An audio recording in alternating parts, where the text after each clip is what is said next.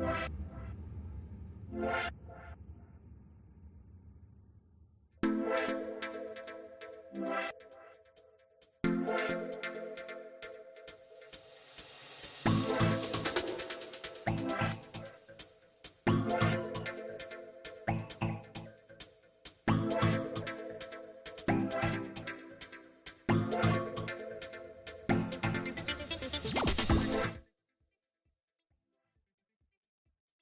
could have homes on separate coasts, go diving Greece with squids.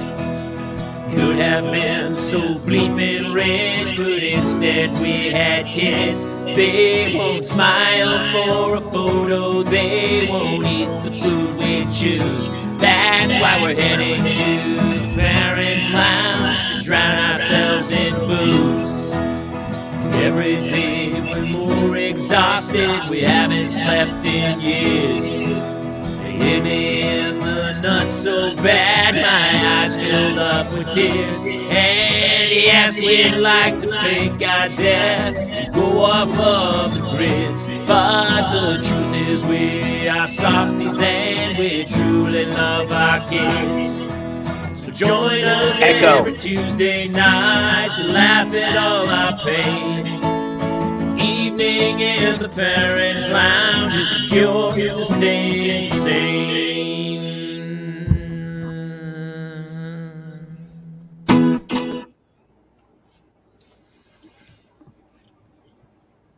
Welcome to another edition of the Parents Lounge. I'm Jamie Kayla, joined as always by my pal Jason Gowen. Hello. How are you, buddy? I am exhausted. Me too. I'm super tired. We, for those of you who don't know, we had a huge show back in Sayre, Pennsylvania this weekend.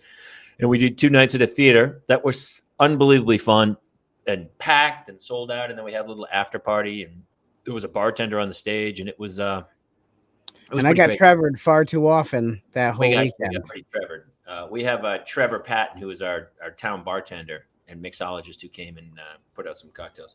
So it's kind of funny because we're doing a Tuesday night show, and normally I think we're both like incredible wrecks where it's all coming. We're like, oh my god, it's been a crazy. But honestly, it was like we had like a relaxing 4-day break from the kids a little bit. And yeah, I saw my kids very little this weekend. Yeah, it was a good weekend, wasn't it? It was a little too good, honestly. I was like, I remember this life. I remember this.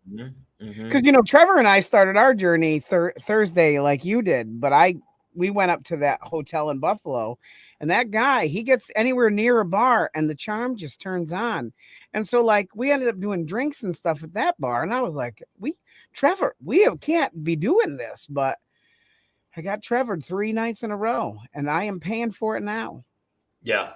I got home Sunday night at midnight. I landed, and then the next day I had my kids' schools. Genevieve, it was such a fun show, wasn't it? Yeah, so much and fun. Genevieve came. I mean, people came. Our fans came from all over. It was so much fun.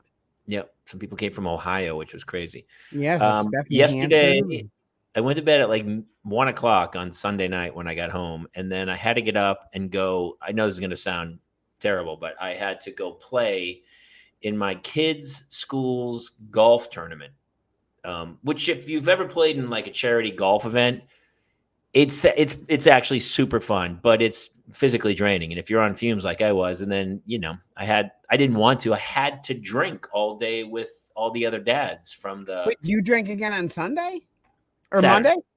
I mean, Monday. Yeah. All day. We played golf, dude. When at these charity events, it's like that's what they do. We ended up winning. We won the tournament, and they gave me a bottle of Glenfiddich 14, and everyone's like, "Oh yeah!" And I was like, "I don't know if I can."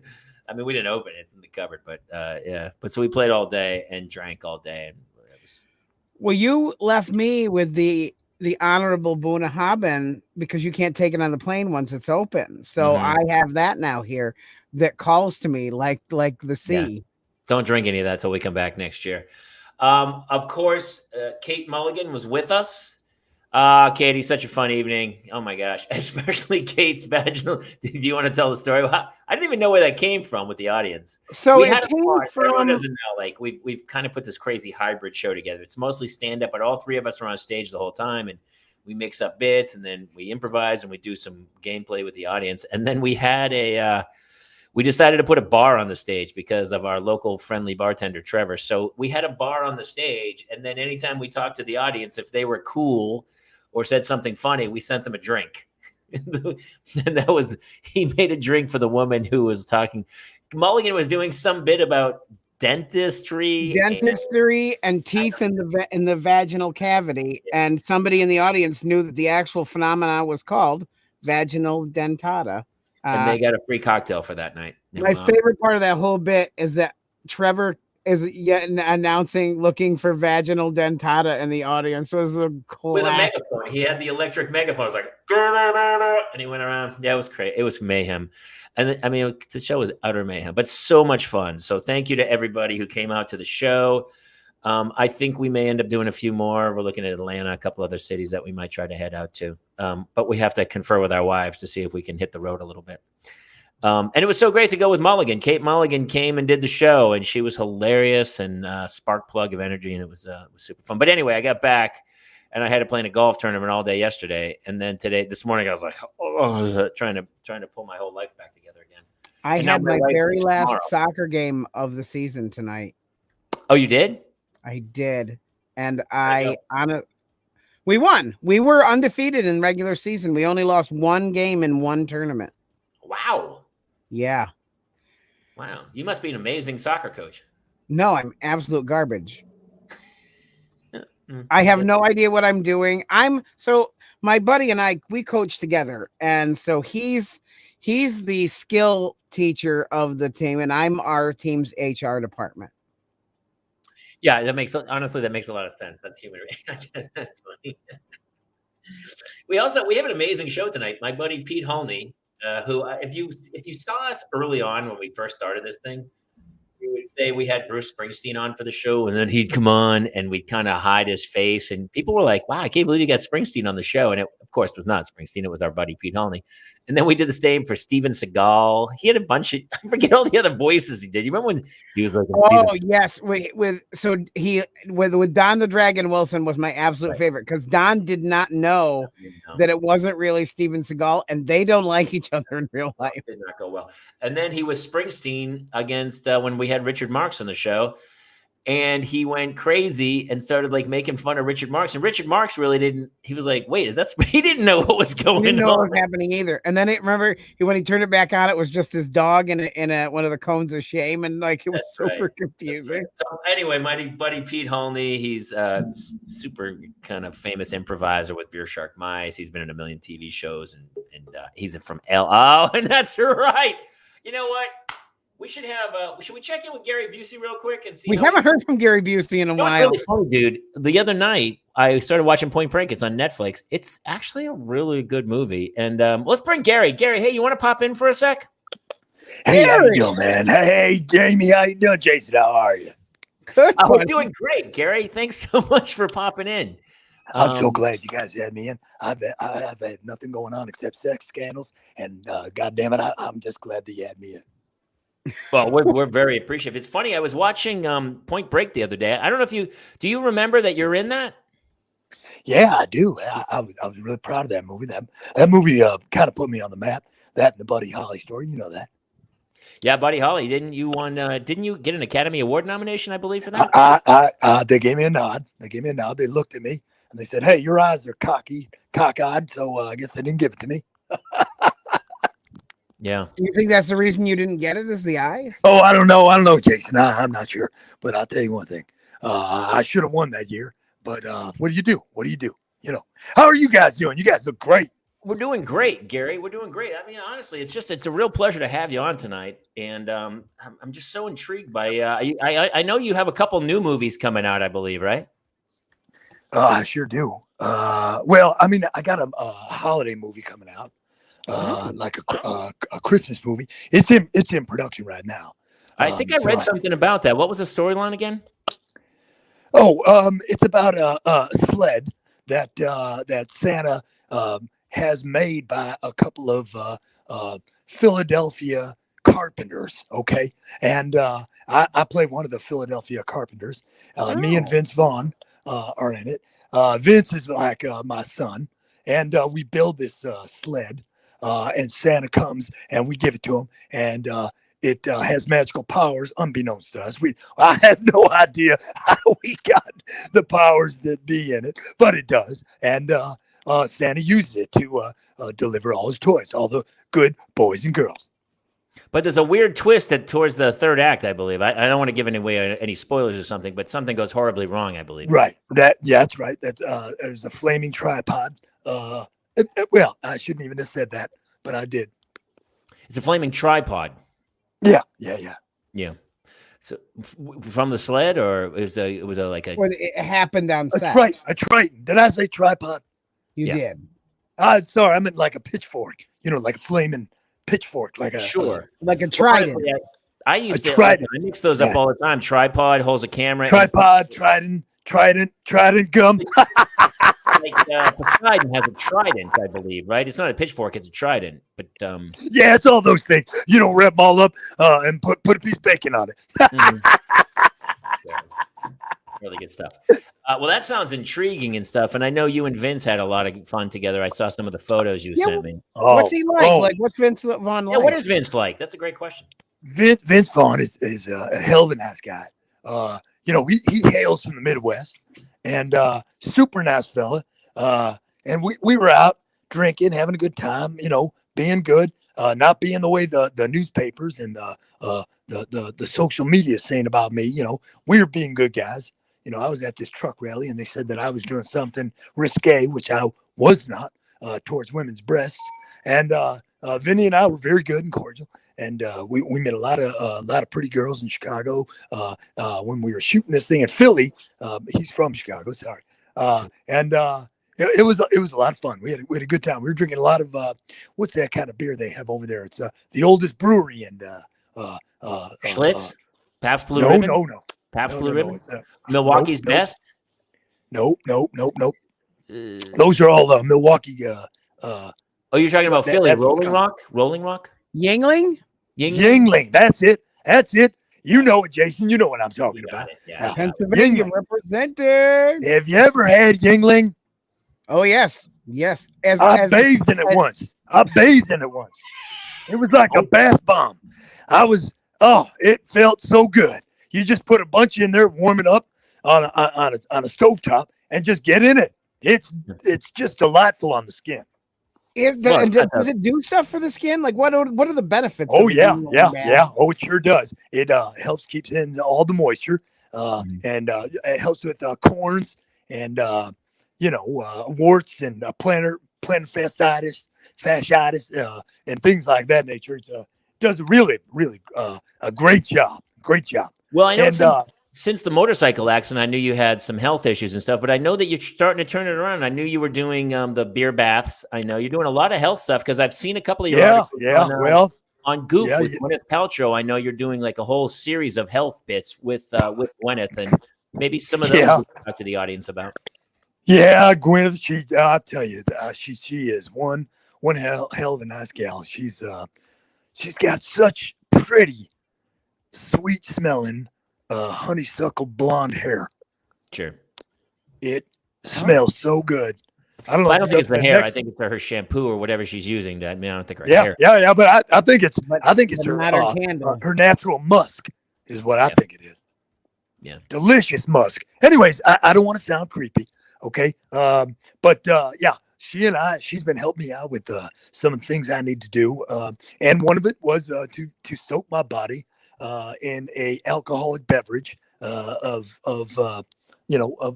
beer of some sorts. We tried whiskeys and bourbons and vodkas and gins, kind of pickling me. But I said, damn, it burns the innards. You know what I mean? You got two things that go down there, and there's holes. You know what I mean? And it hurts. It stings. Well, a lot of times, even like Bryan Adams always said, it hurts so good. And I think, and that's probably a great example of that. Oh, hell yeah. Brian Adams and we had a great time in Florida once. We were down in Tallahassee, had a great time. I rented a dune buggy, and I went out and saw him in a concert, and he said, "Why don't you grab my guitar?" And I grabbed it, and I strummed about, and we had a great time on stage, and hopped in my roadster and just zipped around all over Tallahassee. We were tearing it up. A lot of people don't know that you. It's crazy. A lot of people don't know that you started in a band. Absolutely. Yeah, I did. You were in a band. That's right. And that helped you get the Buddy Holly story, I know, because you were coming out. Yeah. We're like, we need actual musicians to do this part, and you fit all the parts. Yeah, I knew how to strum the guitar and whatnot, and played guitar, and loved doing that. The name of the band was Hot Dog Water. Great band. We were. I can't get Pickled Busey out of my head. That's a great name for a band too. Pickled Busey. Pickled Busey would be a great band name and stuff. I know it's great to see you getting healthy, because I know that a lot of the projects you're starting to work on. I know a couple of them are sequels. Like the Buddy Holly story, although it ends tragically, I know that you have kind of put together a pitch for a sequel. Yeah, I come back from the dead, and one of my the eyeglasses is shattered, right? And but I somehow managed to look through just one eye lens, and I come back. One of my limbs are missing, and my foot. I'm missing my actual foot, so I am actually limping around the entire parts of Texas and Oklahoma, where I go back to haunt the people that tried to tell me that I shouldn't become a singer, as Buddy Holly. And I go back and I kind of like the movie Halloween. I come back and I hunt them, and I kill them, and butcher them, and make them into beef jerky.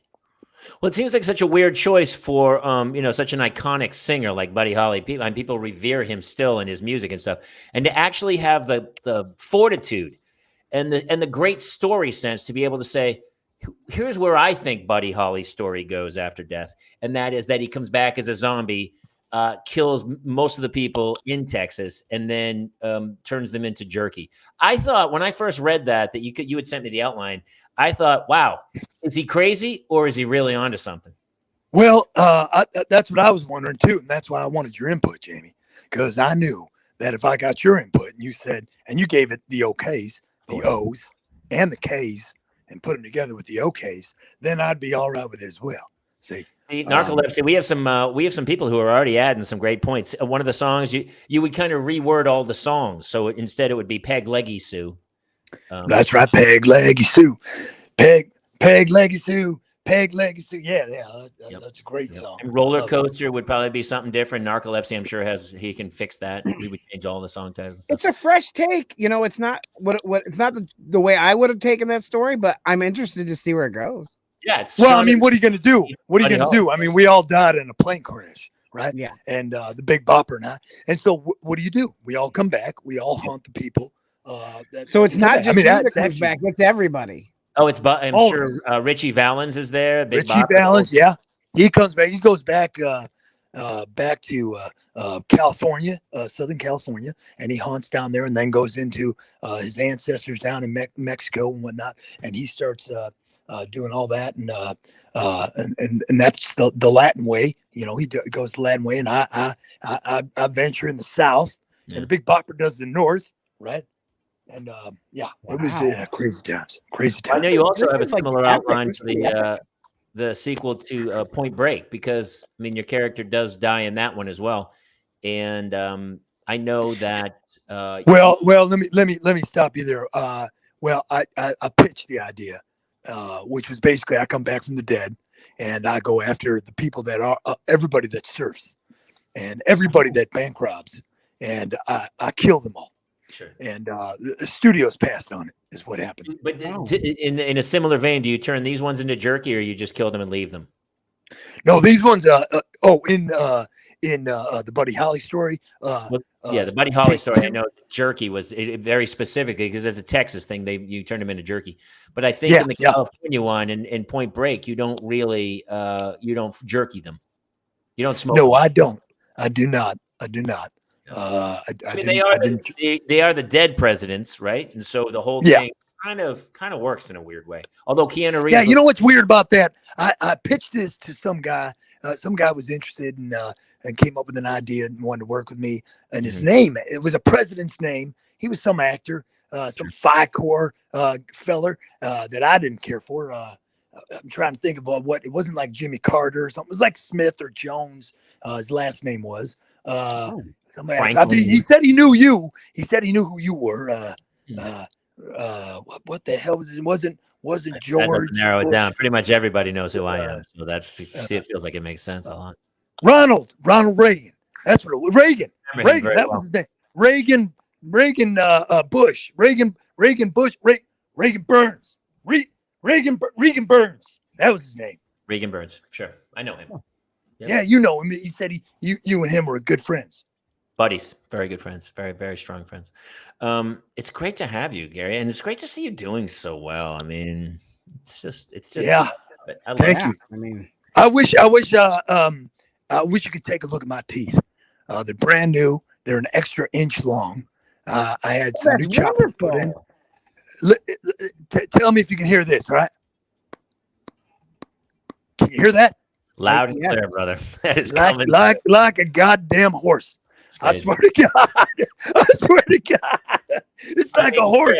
I could talk to you all night, but I think we have a couple other guests coming in. I think we have. Well, hell, I'm so sorry to bother you. I mean, take up this much time. Oh, no, dude. It's so good to hear from you. Jason, you look great. I love that mustache. You look awesome. Thank you. I love that little gruff underneath there. When are they going to connect? When are those bridges going to form? I hope every day. I hope, man. Every day I hope.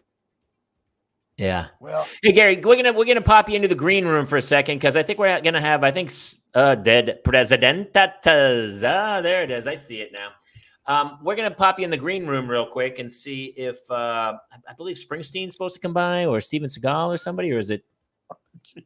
Did you see them? I don't know. Room? Yeah, were they in there?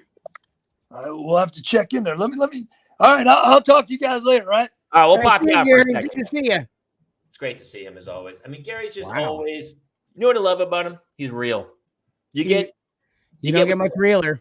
Yeah, and that's what in Hollywood a lot of times people aren't. They're always trying to be somebody else or trying to do what's what they think people want them to do. And let's see what Sarah Kelly, my old friend Sarah Kelly, says. Hey, this being the Parents Lounge, you'll understand that I have to go feed my fam, soul suckers, but god dang, I love you people. Jamie Kaler, I want to be on this blank. I love you, Gary. Sarah, we love you. Full tilt boogie right there. That's my old friend, Sarah Kelly, Sarah Connor. Thank you, Sarah, for popping. Yeah, it's always with Gary, you never know what you're going to get. And honestly, he was going to do Under Siege. He's the bad guy in Under Siege. And he died. Yeah, of course. He dies in a lot of movies. He's also Mr. Joshua. I know that we had Lethal Weapon was going to come back and stuff. So, he wasn't in Lethal Weapon. What was he in? No, he's in Lethal Weapon. Gary Busey plays Mr. Joshua in the first Lethal Weapon. Wow. But he's also in another one with, it's a cop one. Steven Seagal. He's Under Siege on the boat. Oh, yeah. I mean, he's in a lot of movies. Gary, and he's in everything. He's pretty much in everything, yeah. So he's just the one. He's wonderful and awesome. Wait, Kyle, did you come to both? You know what? Did you come to both nights, Kyle? What's funny? We do the joke about where did your day go with the kids, and one of the we always just pick a story like where did that smell come from? When I get home. For the last 2 days, we've been playing Where Did That Smell Come From? Because there's a smell of sour milk in our house that we cannot find. I've gone under the house. I've checked everywhere. And right in the middle of the house, there's like a haunted smell of sour milk that, for the love of me, I have no idea where or how it's coming from. Oh. And it happened while I was out of town, I think. And I think that's the lesson. Guess what? I came to pick up the twins today. Mm-hmm. And as I was getting to the door, the teacher's waiting for me with a clipboard. And I'm like, oh, this can't be good. Can't be good. I get there. The twins escaped from them somehow, and they broke a toilet, and it flooded the bathroom. And all they could hear was the kids in there yelling, "Yay, flush! Yay, flush! Okay!" And then finally, they were able to get into them, and it took 3 maintenance men to undo the mess that they had made. Anyway, but we made out. I don't remember that. Did we make out in 1999? I'm sure we did, in a wonderful, free-spirited, full love. Wait, what? Did we make out? It was me. I mean, it honestly sounds like me. 1999. She's sure. I'm still a big fan of making out, Sarah. So, I mean, if we have photographic evidence, I would love to see it. It kind of ringing a bell, but I got to be honest with you. I don't remember much about the 90s, Sarah. So I would love someone to fill me in. But hey, Jamie, I just got word from backstage. Bruce Springsteen is here. Sarah, even Steve knows. I mean, it's great that the two of you know. I guess. I mean, it feels right. I would totally make out. Sarah's a hottie. I mean, I'm proud of it. So, yeah, I guess we made out. Was it New Year's Eve? Maybe, I guess. Wow. Okay. I mean, we partied like it was 1999. So I'm pretty I knew you couldn't resist that joke. I was waiting. I got news for you. It was like kids growing up today. Just remember that it was amazing for me. I'm sure for you. I'm sorry you had to suffer through my. I don't know. I don't know what I was suffering. You know, it's funny. I was talking about this. We'll talk to Bruce. Actually, let's bring Bruce in. We'll chat with him about this for a second, because I've seen this is one of my. I'm one of his biggest fans, Mr. Bruce Springsteen, hardest working man in show business. You want to pop him in? Sure. Bruce, great to have you tonight, brother. Hey, how you guys doing? We're doing great, Bruce. Hey, Jason, how are you? Good, man. How's it going? Been a while. Good. Yeah, it's been a little bit. Been pretty busy. Jamie, you looking good? How are you? I'm doing good, Bruce. Really great to see you. We were just talking with a friend of ours, Sarah Kelly, about the 90s. And I remember back in those era, people weren't afraid that somebody was going to film them and then shame them. I think that's why a lot of performers nowadays, like Shawn Mendes or Justin Bieber, are having anxiety, because you can't have a bad night on stage. If something goes wrong on stage just for 1 second, like you trip and fall, people are going to film it, turn it into a meme, and it's going to go viral in about 2 seconds. Do you remember the old days, Bruce, when you could do whatever you wanted and nobody knew it except for the handful of people that were there? Yeah. It was, very, very difficult nowadays. You get out there and get on stage, and people do take pictures and whatnot, and to me it's like you got to ask my permission if you see me, and I try to be out there for the public and whatnot, but I always like to keep my dignity and my private space. Yeah, well, we know a lot about, your private space. Come on, Tunnel of Love. Most of your private space, you just put it out there, brother. Yeah, that was a good one. I went through a divorce and whatnot with Tunnel of Love, and it's hard to talk about. Well, I know you got a new album, and I know we were lucky enough to get you to come on, because I know you're trying to promote a couple of those new songs, and you have some really cutting edge songs that, you've always been a poet of the people, and you talk about the times, and I know you have songs about this era that are really starting. Well, songs about just getting older, and whether the E Street Band is with me or not. I do try to incorporate them, and we listen and talk to each other and hang out, and one song that we started coming up with was Spare Tire, because as you get older, everybody has a spare tire wrapped around them, or a muffin top or what have you. Yeah. No, I get it. But you always seem to stay in shape. You're kind of a buffed out guy, dude. Yeah, I try to be. It's just that time, when you're, I'm 73, and I try to do, I work out on a regular basis, and me and Stevie actually work out together. Oh, do you? You know, when I do, excuse me, when we do see each other, and we try to work out on a constant basis, and you know, it's just it's something that you got to do. You know, you want to keep that spare tire off. You want to keep that muffin top down. That's what you got to It's do. You got funny, to work out. Bruce. I'm looking at you sent out a little publicity thing for the new album, and it looks great. Some of these song titles are fantastic, though. One song's called "Get Off My Lawn." Yeah, yeah. That's when you get a little bit older, you just I'm sick and tired of people getting on my lawn and just being on my property and letting their dogs do their business on there. So I Jamie, just you're kind of starting shoo to them be in away. that category kind of now, right? I already love this song. I heard like a little 30-second snippet of it already, but it's I don't know. Did you want to try to? I don't think you have your guitar or anything with you, but if you wanted Yeah, to, I'd have to do it. I'd have to do it a cappella. But here we go. Okay. Get off my lawn. Get off my lawn. LAWNN.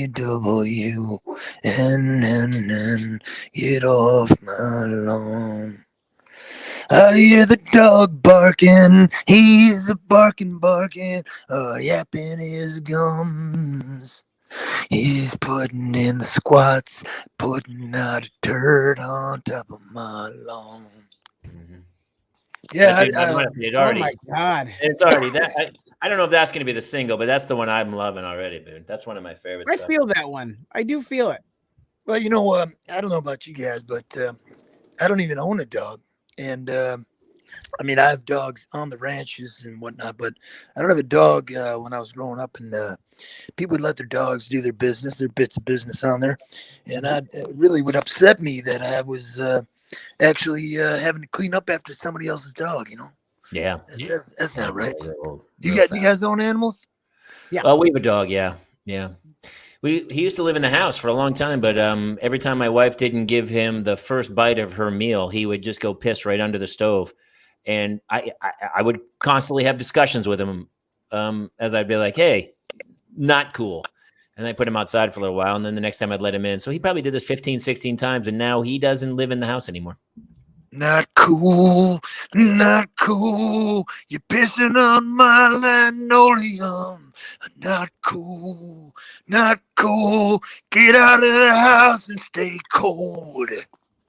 It's so funny. It was weird because when I heard you, because Not Cool is on the album, and when I first heard it, all I thought about was my dog, and I thought, wow, it's like he wrote this song specifically more for me. You also have another one called "I Still Love Cable," which I resonate with that. You know, if you have satellite, it goes out. You know, where I'm out in New Jersey and whatnot. You know, the weather changes, and you lose your satellite signal.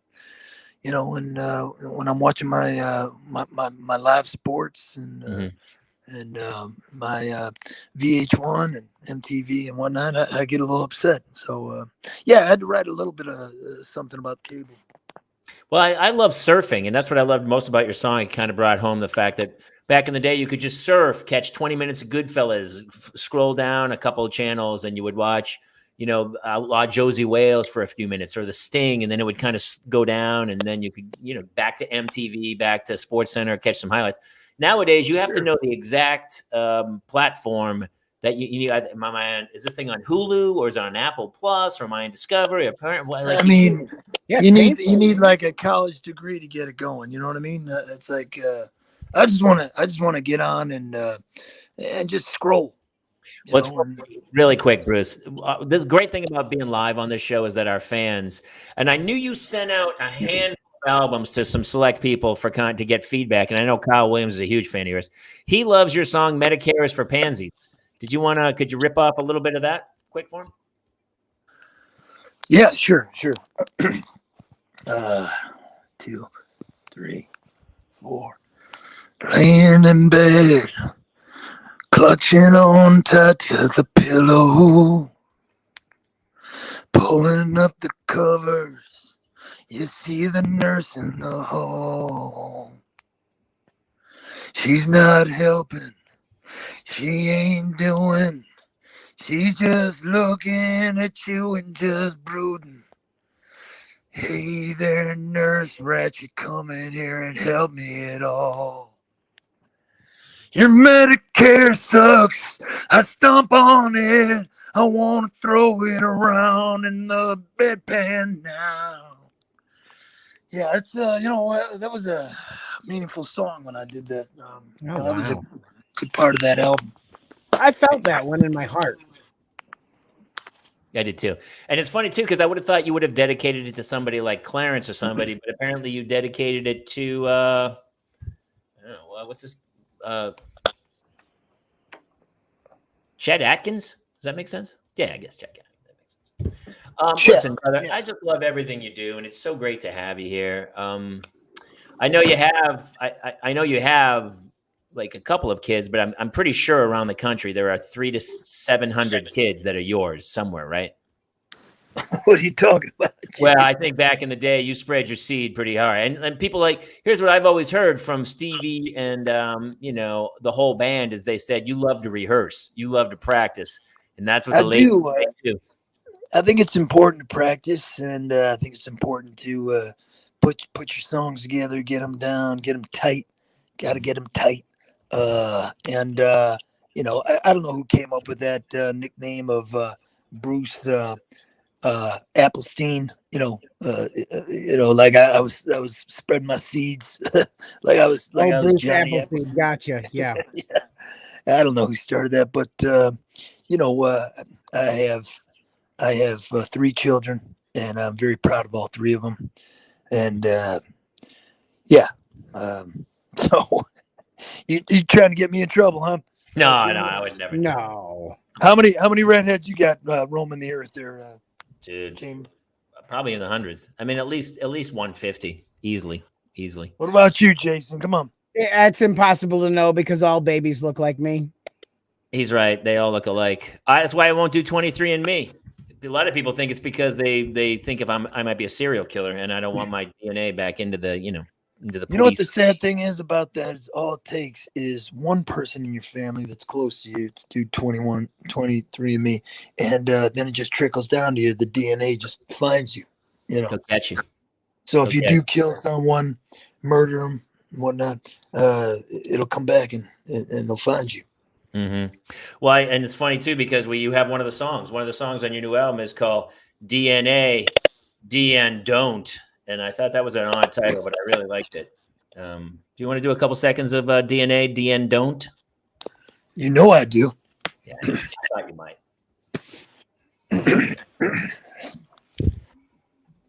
When you got chromosomes and you got electrolytes, putting them together, crossing the fuse and turning off the light. And you don't know what's gonna happen to that sperm when it hits that egg. And then you're gonna find out your DNA. Gold. Oh, DNA. Oh, DNA. Put your flag in the ground and raise it up. Today is your DNA. Yeah. Yeah, it's great, dude. I mean, it's a pleasure to have you here. Listen, we had Gary Busey earlier, and I know you have to run, Bruce. We're going to throw you back in the green room as well. I think we might have one more guest who's going to pop in a second. One more. It sure was great talking to you guys. Bruce, and don't be a stranger. Come back soon. It's always fun to see you guys and talk to you guys and, just go over things. I mean, hell, I'd love to just pick up a guitar with you, Jamie, and Jason. I know you guys play instruments, and we could riff sometime together, Honestly, it would be the honor of my life. It's I'm a huge fan. I mean, I remember seeing you back in the day, dude, and 4-hour shows. Honestly, felt at moments a little self-indulgent, but I get it because I get on stage. You don't want to get off and stuff, but at some point, you want to get your money's worth, right? And when you're single, yeah, because you're like, hey, it's this guy's putting on a 4-hour show, but all of a sudden you go with your wife and you have 2 little kids at home, and you're like, oh my god, this guy's putting on a 4-hour show. At some point you're like, hey, 90 minutes, greatest hits. Let's wrap this thing up, brother. You know what I'm saying? It sounds like you don't want to spend the money on the extra time for your babysitter. No, because we're paying them by the hour, and it's a big nowadays. Babysitters like $25 an hour. It starts to really add up, but $25 an hour. Listen, as long as you do Atlantic City, Jungle Land, Rosalita, one of my favorites. Those are the ones. Lucky Town. But I saw The River. You did the whole complete album, and I mean, let's be honest, it's a good album. So there's a few classic hits on it, but it's a double album. To play that, it's the best. It's the best album I ever did. It's the best. The River, without a doubt. Darkness on the Edge of Town, and The River. Some of my favorites. Yeah. Oh, what's the one? What's the one with Born to Run on it? That's the one with 10th Avenue Freeze Out. And isn't Jungle Land on that one? What's that one where you and Clarence are hugging each other? Isn't that Born to Run? That's the name of the album, right? Born to Run? Mm-hmm. Yeah, that's the best album. Well, I mean, that's your opinion. I don't think it is. I think it's everybody's opinion. I got to tell you also, I love Nebraska. I even like Ghost of Tom Joad, brother. And I know that was the most self-indulgent thing of all time. But I was just going to say... one of my favorites is Nebraska, even though it's, you want to talk about self-indulgent. I did that by myself without the East Street Band. So, yeah, I know. Talk about it because those guys were out of work for about 2 years while you made that thing. So at some point, you got to take care of those guys too. Yeah. Well, what do? You got to take your artistic ability and put it together and, love what you do and do it properly and stretch your boundaries as much as you can. And also, if those guys were worth their salt, maybe they should have written their own songs. You know what I'm saying? Well, some of them have, and some of them have done their due diligence with their own. But none of them are. I don't want to, pat myself on the back. They're not you. I'll say it. They're not you. They're not me. Yeah. Thanks, Jason. I appreciate that. It's true. They're not. And nobody's you. Come on, please. You're an American poet. All right, hey Bruce, we want to let you go here because I think we might have one more guest coming in from the green room. I want to check to see who's coming in. Yeah, I'm waiting for his agent to get back. As soon as he hits the green room, I'll let you know. Check back in, Bruce. Love you, baby. Hey, take care, buddy. Take care. So good to. Oh, he's back. Yeah, he's out. There we go. It's amazing. That's the kind of show that we're starting to create, where people like Gary Busey, Bruce Springsteen, they just pop in and they pop in. Bruce was here a long time ago. I mean, it's been a while. It's been a while, and it's always a pleasure. I mean, he's such a good cat, and I've seen him so many times. Great shows and stuff, but it's great to see him. We have crazy. It's such a crazy time of year too. We had we went to Niagara Falls over this weekend. How crazy is it that we'll do this whole crazy weekend, then you know what? Let's cap it off with a Niagara Falls trip. Super great, super fun. And it reminded me about, it was super enjoyable. And here's why. My kids weren't with me. It's weird how peaceful travel is when there's no children with you. Yeah, you are not wrong. And we talked about this before, but I was on the plane with Mulligan coming back, and somebody had their what's the animal when it's a psycho? It's an animal that helps you. What's it on the plane? It's a emotional support dog. Somebody had an emotional support dog, which, by the way, barked the entire flight. So I got those texts where you were talking back and forth to each other, and I was like, how did they end up on a flight with a dog that is barking? Well, we got off the flight and we were like, she goes, did you hear that dog barking the whole time? And I was like, well, at least that woman felt emotionally supported. At least she was fine. The rest of us, we got to get emotional support butter. That's a little, for those who don't know, that came from a Larry the Cable Guy bit that we did this last week, the emotional support butter. It made me laugh so hard because it was on the plane. And I was like, well, just because you needed emotional support of a dog, 220 other people wanted to kill you, Jack. It was so annoying. But it was funny because I have the Bose noise canceling headphones. Is anybody traveling without those things? Does anybody? I did, remember? Are you crazy? They're the greatest things on earth. And yeah, I think they're a little pricey. I think I won mine somewhere. I forget. I think it was a gift from TBS or something. I forget how I got them. But and I was like, oh, and then I wore them on the plane. It's like, boop. absolute silence. It's crazy. That's fantastic. So I couldn't hear anything, and then she was texting me, and I was like, "What are you talking about?" or something. But here's my theory: is that we should, instead of having emotional support animals, we should have emotional distress children. And what you do is when you fly, they give you a kid at the airport, and you have to take care of that child and fly with that child. And if that doesn't stress the crap out of you to the point where then when you fly alone, you'll be like, oh, this is the greatest day of my life. Like we had to drive 3 hours to Buffalo, sit for a couple hours, get on a plane, fly all the way back to LA. It was a whole day of flying. It was the greatest day. I was so relaxed, which I used to be super anxious about flying. But this time I was like, oh, I don't have kids. This is amazing. Like, you don't have to you can't go to the bathroom. If you're flying with the kids, the kids have to come with you, or you've got to be like, just stand right outside there. You're trying to pee as fast as you can to get back out. Is my kid still here? It's crazy. What is Stephanie saying? Stephanie Hansen said, when you teach next to the beginning band room, noise canceling headphones are essential. Emotional support earbuds. Stephanie, also thank you for making the trip out to the show this weekend. That was awesome. It was great to meet you and Sayre. Unbelievable musician. Honestly, one of the highlights of the weekend was singing Four Non-Blondes with her. I sat with her and she's like, she turned to me and I was playing the guitar and she was like, I forget what it goes, G, A minor, F, or however it goes. And she was like, just play these 3 chords in a row. And then she started just ripping through that song. And I tried. Oh my Lord, how I tried. And she tore. I was like, oh.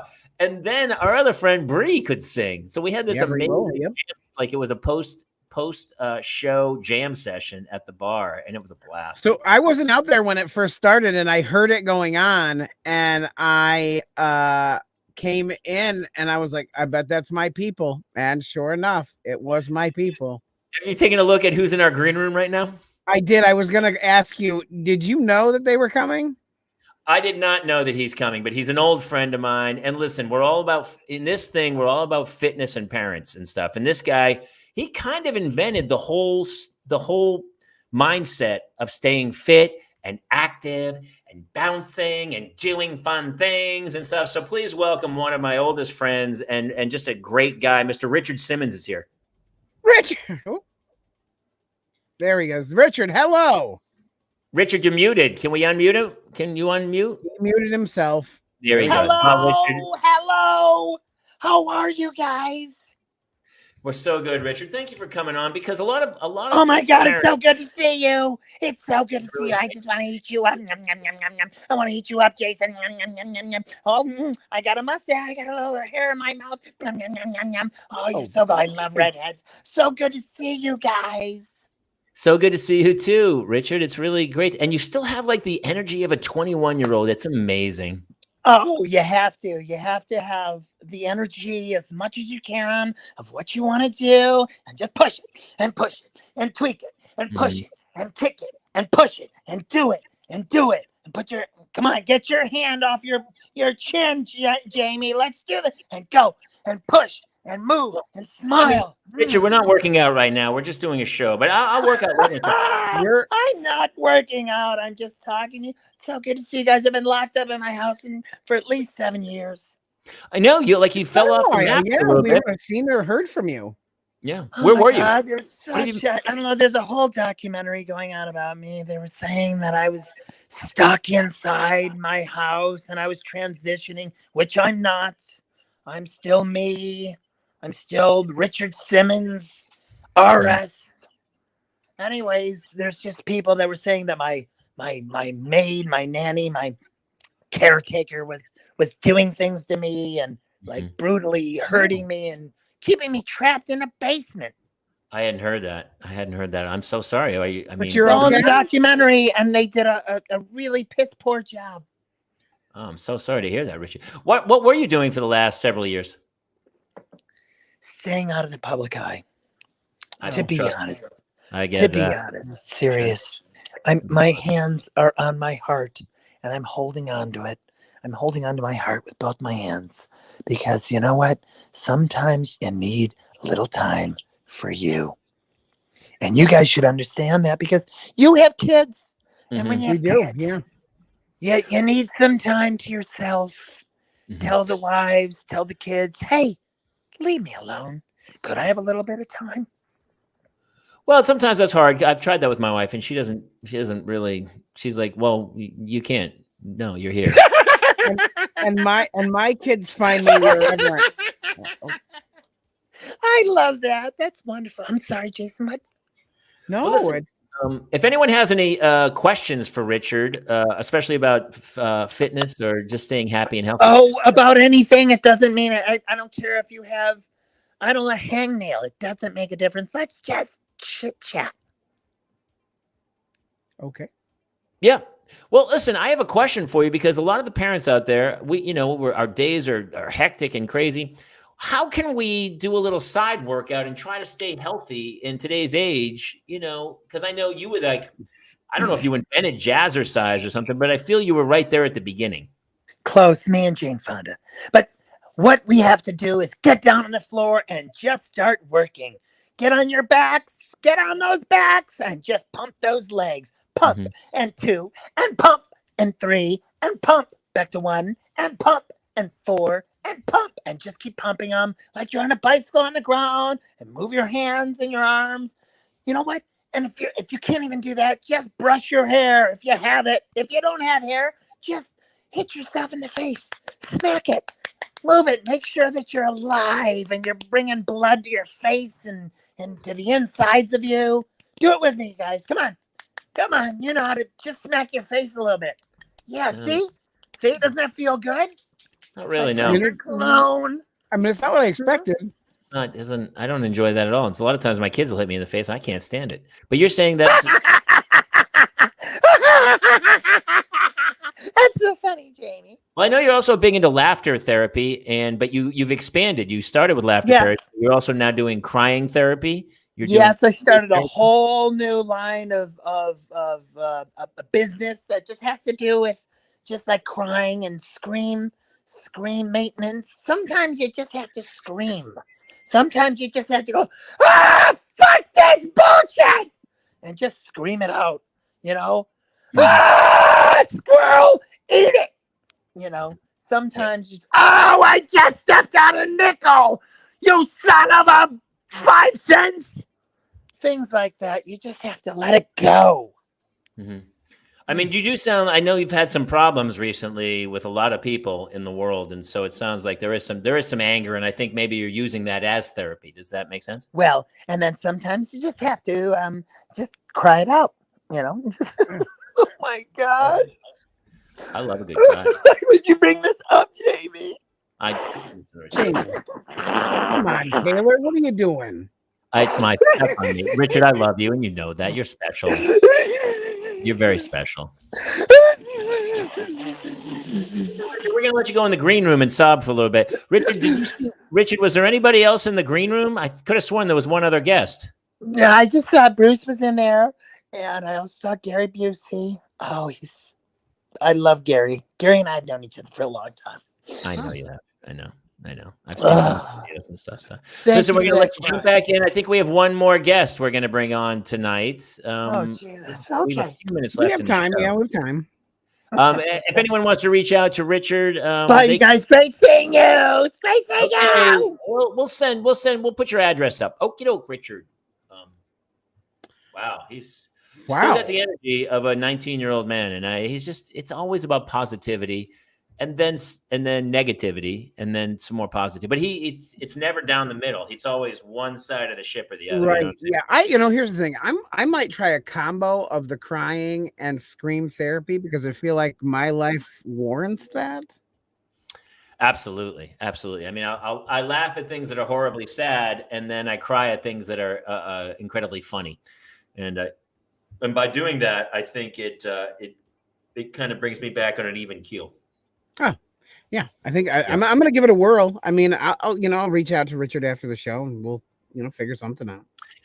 We have Halloween coming up in a couple weeks, which I know is going to be a big You know, we had Pete Hulne was supposed to be here tonight. I was wondering if Pete was. Yeah, I haven't seen him pop in yet. I'm hoping Pete drops in. Hopefully, we'll get Pete Hulne here at some point. I don't know if he's going to pop in. I love Pete. He's a fantastic guy. Yeah, Steven Seagal had reached out as well. I wasn't sure if he was going to pop in, but I don't know at this point. That's the beauty of this show. It's just transient. People just coming through, talking some stories and shooting right back out. And that's what I love about it. I mean, we've had some pretty big names drop in. Joel McHale dropped in completely randomly one time. Steve Lemmy from Super Troopers and Tacoma FD came. Bruce Springsteen was just here. Bruce Springsteen, just here. Yeah, exactly. Pretty great stuff, but you really never know who's going to come in. How's your week with kids? So this week we're having we're doing swim, soccer, an improv class. There's a drama thing at school. There is cheer practice. We're doing math. Cheer? When did they start cheer? She started cheer already, and it goes for Hannah or Claire? Look who's here. So finally, our guest did show up. Ladies and gentlemen, this is my old. Actually, he's not here yet. No, he's almost here. He's not quite here yet. His mic's being hooked in right now. He's going to be here soon. He's wonderful. Very funny guy. I mean, obviously, it's a step down from all the people we've had on the show tonight, but he's a good guy. He's a good actor. He was in the golf tournament yesterday. He's one of those guys. How do you end up doing? Well, we can ask him when he gets here. But I was with Pete at a golf tournament for like 8 hours, and then I left. Right, like it was over. We ate. They gave out the awards. Everybody had a couple drinks. I leave. He's the kind of guy. Then I got a text. He's like, "What? You leave without saying goodbye?" How do you feel about if you spend a whole day with somebody? Do you really need to have like that formal, okay, this is it, the whole day it's ending, or can you just leave? I mean, aren't we at an age where it's like we did it? If they're right there, I make sure to do it. But if they're not right there, I don't seek them out. I don't know. I think he's here. Let's bring Pete in and talk to him for a second. Okay, Pete. Oh, we're having some. Yeah, there we go. This Pete. Hey, Pete. What's up, Jason? How are you, buddy? Good, man. It's good to see you. Jamie, how are you? Well, I'm great, dude. And honestly, that picture you look fantastic. That's like from Elf. Is that when was that taken when you were on Elf? Absolutely not. No, that was I don't know, 3 years ago, maybe. Oh, it's this very small thumbnail. It's hard to see, but you look great in it. You look great in it. Can we not see you? Can you not come into the camera? Oh, sure. Do you want me to be on the camera? Why not? I mean, that's kind of how we do this. I know you don't want to. I mean, there he is. I wish I had diddly doos behind me. I don't have any diddly doos. Honestly, you look better. You look great. You got like the Harlan Williams hair going. It's really coming into place, man. Oh, thank you. I don't know what that means. So, Pete, you have children. You're dealing with the high school era right now. Yeah, I am. I'm dealing with one high school and 2 college kids. So. Oh, that's right. How's college going? It's good. They're doing good. They're having a good time, enjoying college. And actually, today is my son Sean, my eldest, his birthday today. So let's give a shout out to my son Sean. 21 today. Yeah. I can't have a beer with him today. No joke. 21. Happy 21st birthday, Sean Hulne. Oh yeah. You had a kid 21 years ago. 2021. Yep. Wow. Frightening. Yeah. Yeah. You know what's more frightening? That we would be at this age and I have a 7-year-old. I feel like that's actually more frightening than having a 21-year-old. I might agree with you. Yeah. We were at a golf outing the other day. And I want to go back to that because you know what? When you see, we weren't hanging out the whole time because we didn't golf together, right? No, nobody golfed together. So we didn't hang out, no. But we did eat dinner in the same room together. We did. And I just think, when you're leaving, you just say a cordial goodbye. That's all. Right, Jason? Say you're at a bar with somebody all night. He was in the same room with you because it was like 2 tables away. So he could have just come up and said, Pete, I'm leaving. Take care. I got 2 kids and I always complain about it all the time. So I'll see you later. And then he could leave. We know there's 50 guys in that room that I know. Should I have gone by? Should I have done the farewell line and just said goodbye to everybody? Was there 49 comedians in there? No. Comedy guys? Oh, because you're a comedian and we go way back. We and you knew I was going to come on the show. It didn't matter. I don't care. You did a Houdini. I don't really give a shit. I used to be that guy, and I always felt bad about leaving, and I had other friends that just did the Irish goodbye. They Casper the Ghost, and It's not a bad move. And I was always kind of like, years ago, I would be angry with them. Go, dude, you don't say goodbye to me. And then I realized that they were right. That at a certain point, the night's over. There's no reason. It's already been said. There's no reason to go like, okay. And so I'm just giving you a little garbage. Don't get upset about it. I'm not upset at all. I went to New Order with my friends, and he gave me grief because I left like four songs early. I was like, hey, I'm going to be right back. And I just never went back. I just literally left. I mean, at least he did better there with you, Pete. He said, I talked a little bit. Thank you. I knew you were gone. And I said, yeah. Jason, I really do think that if we were hanging out in the same room, you would say goodbye to me before you left. I really do. Thank you. Without question, Pete. I think that you got Midwest values. Than I Midwest values. It's kind of my thing now. Honestly, I've been doing it for the last few years, and I love it. I love it. It's saved me so much time in life because a lot of times when you go to say goodbye, then it's like another 30 minutes, and then it's like at some point you go over. It's like, and cut. We got what we needed, ladies and gentlemen. Let's go back to our trailer. When I drove him to the airport, we drove 3 hours together. We went to Niagara Falls. I stopped at the thing. I went to get his bag, turned around, and he had left. Never said a word.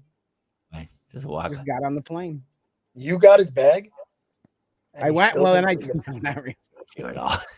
There were hugs. There were hugs. Yeah, there were hugs. I just being me. I don't know. Do you reach a point, Pete, where it's just like the stuff I used to have patience for? I'm just like, yeah, I'm not doing that. My wife's going back for a wedding. I thought about it tonight. What? So my wife's going back.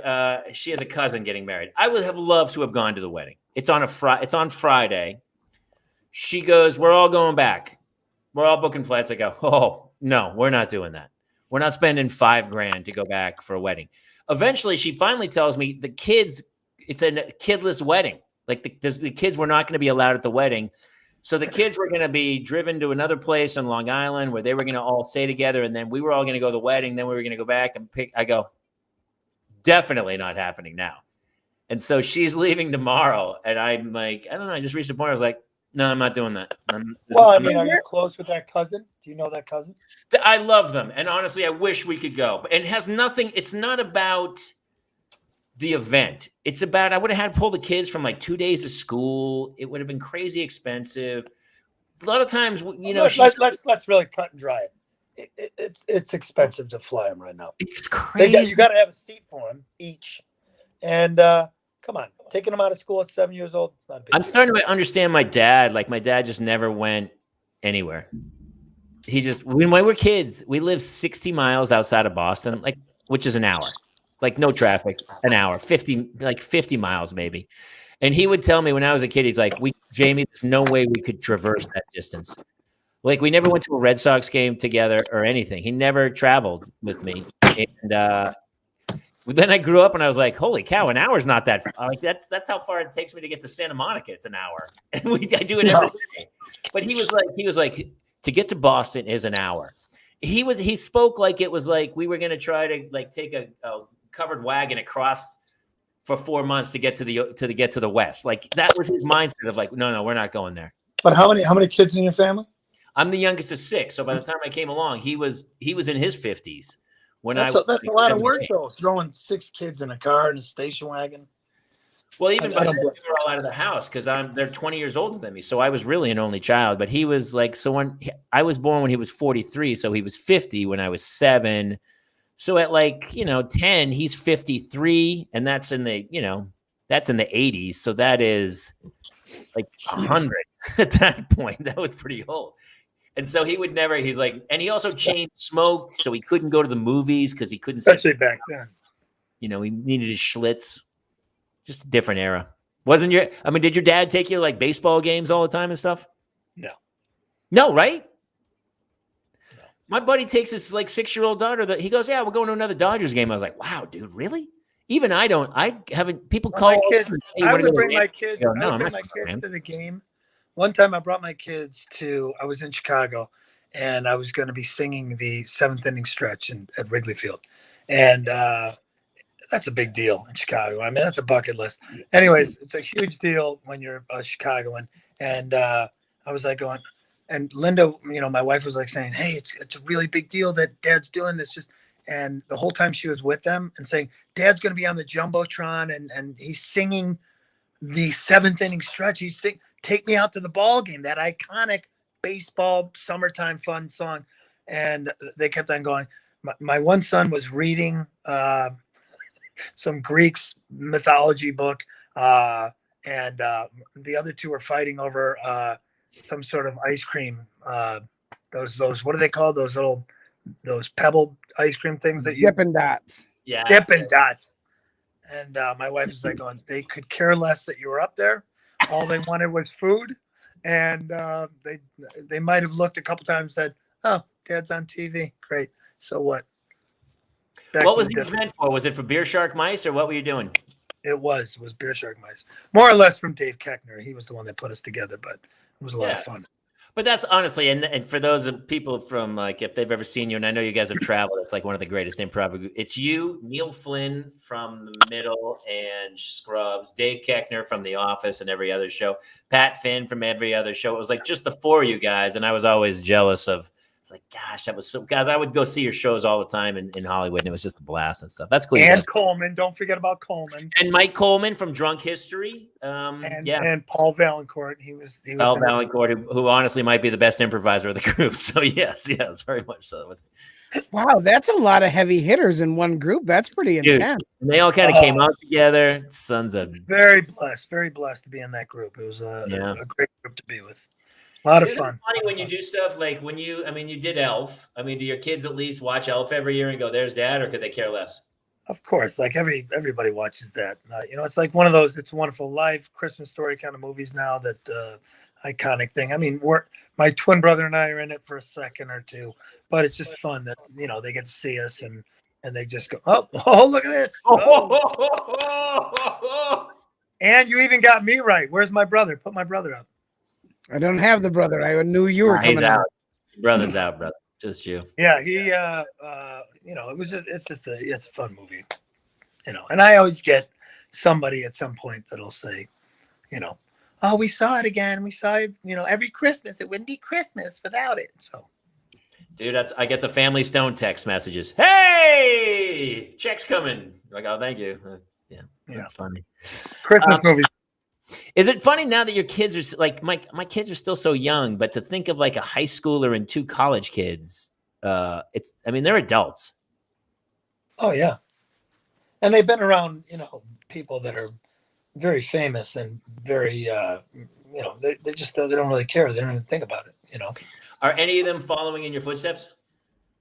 My son was doing he did a lot of acting in high school, and then but who knows what's going to happen after that. He started doing a theater degree in college, but I think he's going away from that.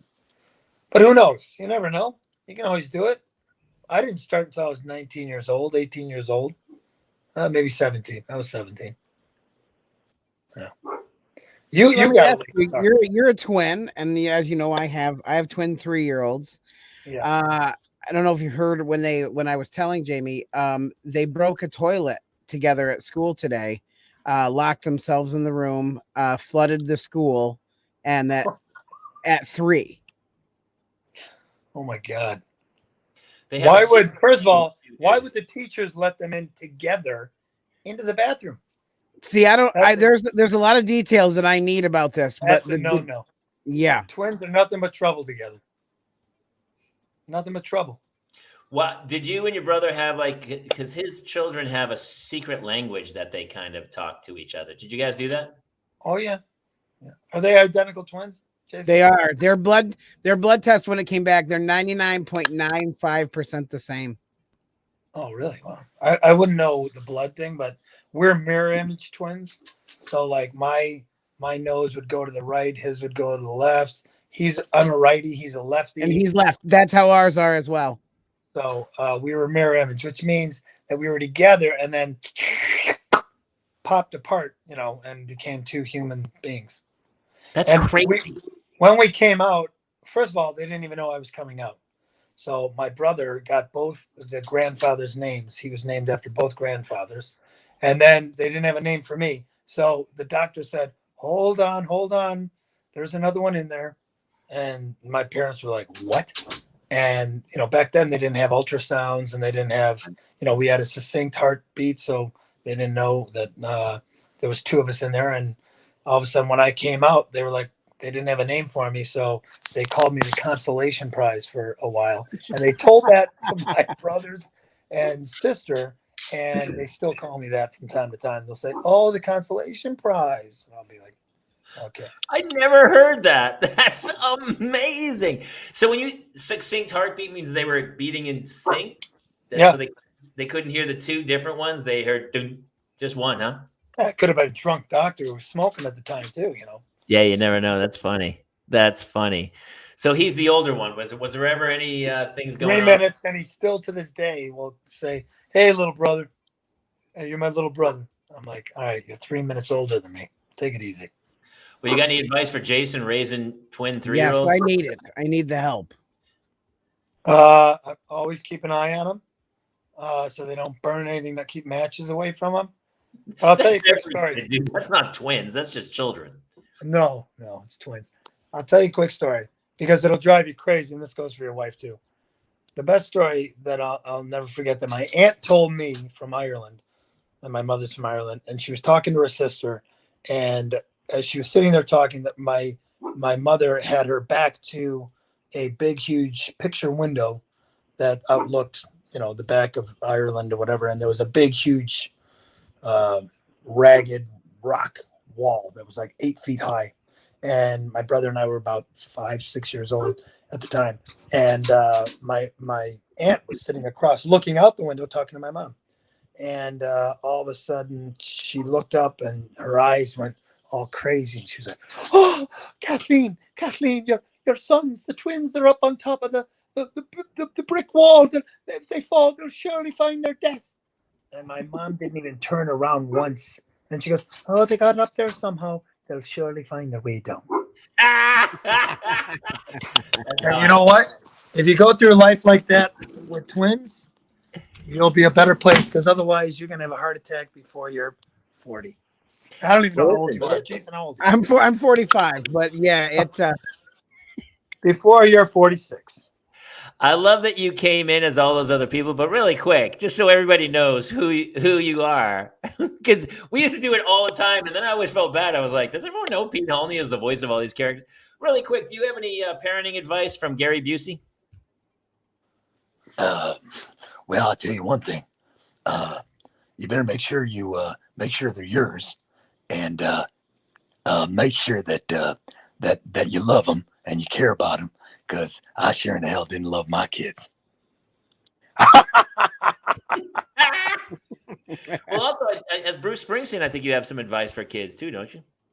Yeah, it's pretty important to love your kids and honor them and cherish them as they honor and cherish you, and sing them bedtime stories, bedtime songs, and just make sure that, because I always did that. I always sang songs to them. Well, what's your favorite bedtime song that you sang to the kids?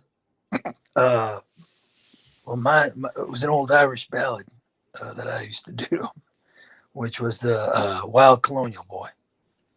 oh, Well, Everybody knows that one, right? Yeah, let's hear it. Come on, you guys don't know that song?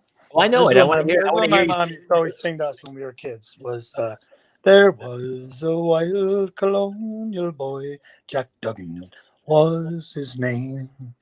He was born and raised in Ireland in a place called Castlemaine. He was his father's only son, his mother's pride and joy, and dearly did his parents love the wild colonial boy. Yeah.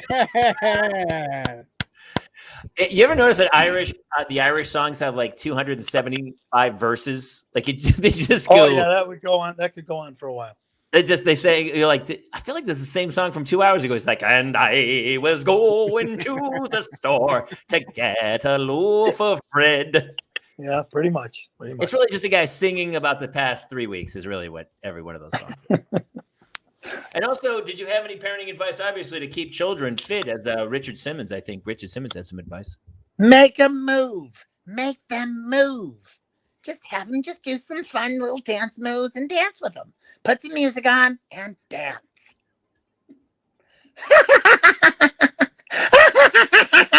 I'm gonna make you do one last one because you didn't. I was waiting for you to come in, but and I don't know if you used to do this until we made you do it, but Steven Seagal, of course, is always in the news, and I know he has some advice for kids, really, about self-defense and about bullies and stuff. I think.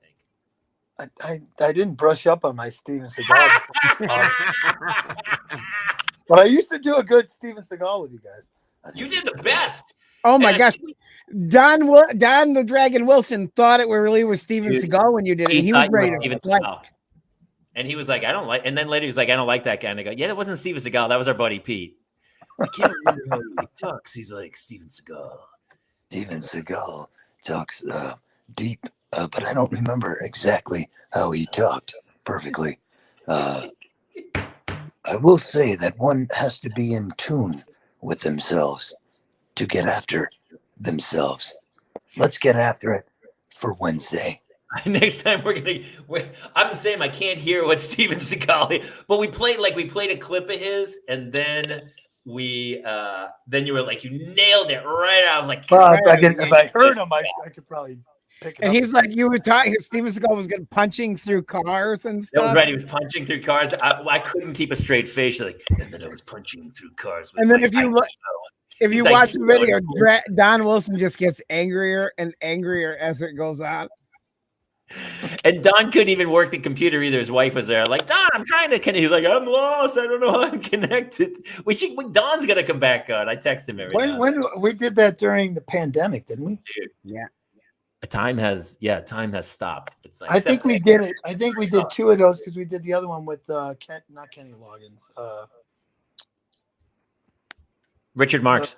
Richard Marks. Yeah, he came in. By the way, having 2 kids in college must be just great. Is it? Yeah. No, I don't know if it's great. You miss them. You do. And my one girl. I mean financially. I mean, funny. I had one with 3 kids. Really? In college. You want to see me cry? I'm going to cry. I'm going to do Richard Simmons' crying technique because it's not fun. I mean, do you get the bills and then just go like, what did you learn anything? What's happened? What did this money get you? Well, I have to say this, and I'll say this to you guys too. You got to make sure that the kids have some skin in the game. Make sure that they save their money and put it towards their college because you shouldn't have to pay for all their college. And you have 3 kids, you have 2, make them pay, and then it'll make them work a little harder. But yeah, but my parents didn't have pay to take one loans cent out to anyway. go to college. My parents, I did a ROTC scholarship. My father was like, we don't have any money. If you want to go to college, the Navy's basically your only shot at it. But you did, and you got college for free. I right? did. Well, I served for 5 years of my life that I served the United States Navy. But yes, it was well, I appreciate your service, and thank you for letting me. And then the year after Top Gun came out, it was a good time. Hey, we got to wrap this thing. So maybe we should do a little. I should have had Springsteen kind of close it, but what's a good? Where's your guitar?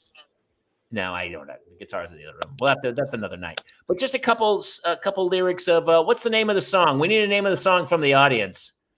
Whoever comes up with the first title of the song, and it should be something. Joey, Jobo, what do you guys think? Stephanie, you guys are out there still? There's gonna be one little verse about raising kids, and sending. Maybe it's about sending them to college, and what you get out of it. You tell. What's the name of the song, Pete?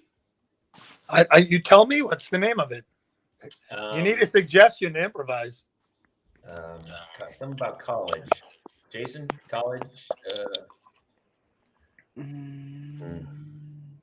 College Rules. The name of the song is called College Rules by Mr. Bruce Springsteen. And then we're Born to Run. Now I have the runs. Here we go. Thanks for that one. All right, we'll do that one. Now I have the runs. Yeah, it's called Now I Have the Runs.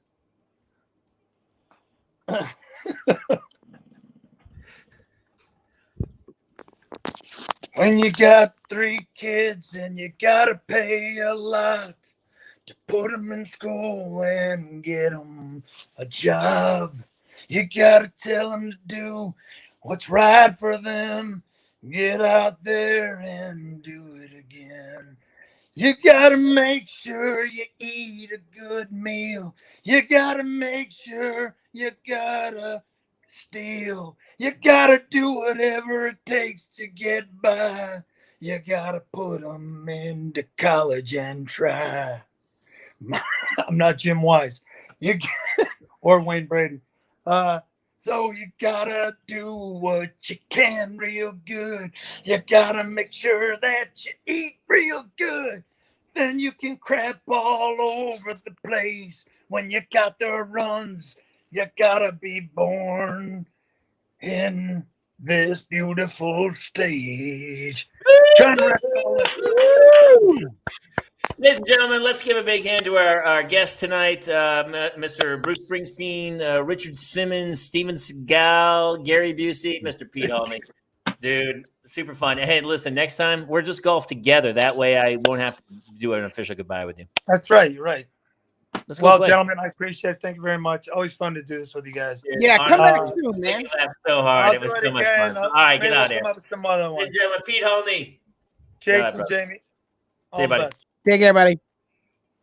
That's it. Let's wrap this thing, dude. Honestly, we promised ourselves we'd only go to 8, but it was too much fun. So it is what it is. Absolutely. Thank you to everybody who came into our show this weekend. We shall be doing it again hopefully soon. Kate Mulligan. Next week, Dave Schrader is coming in. Dave Schrader's doing the show next week, so it's gonna be super fun. We got a little Halloween with Dave Schrader from the Holzer Files. We'll be talking about parenting and ghosting people. Thank you for all the people who share the show. Be sure to check it out on iTunes. Subscribe, like, review, follow, do what you do, and come over and find us on Instagram and TikTok. Come follow all the crazy stuff we're doing over there. Sure, do that social media stuff. You know how I love it. I guess that's about it. Yeah, we got some big shows coming up. We have we have another one for Halloween. Who's coming? Your buddies, The Newkirks. That's right, the Newkirks. So we'll talk about that later. All right, we'll see you guys next time here in the Parents Lounge. Good night, everybody.